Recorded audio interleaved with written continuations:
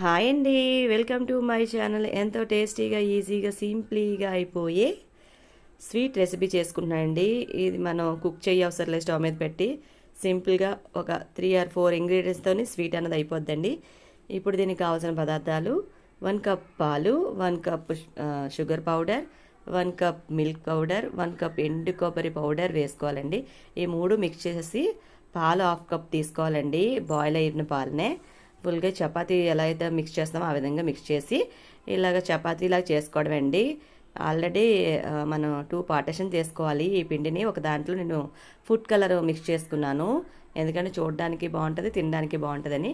ఈ విధంగా బటర్ పేపర్లో ఇలా రోల్ చేసేసుకొని సిల్వర్ పేపర్తో డెకరేట్ చేసేసుకొని డ్రై ఫ్రూట్స్ పెట్టుకొని ఇలా పీసెస్లా కట్ చేసేసుకుంటే చాలా టేస్టీగా ఈజీగా సింపుల్గా అయిపోయి స్వీట్ అయితే అయిపోయింది ఫ్రెండ్స్. మీకు ఈ వీడియో నచ్చితే లైక్, షేర్, సబ్స్క్రైబ్ చేయండి. మీరు కూడా ట్రై చేసి కామెంట్ చేయండి.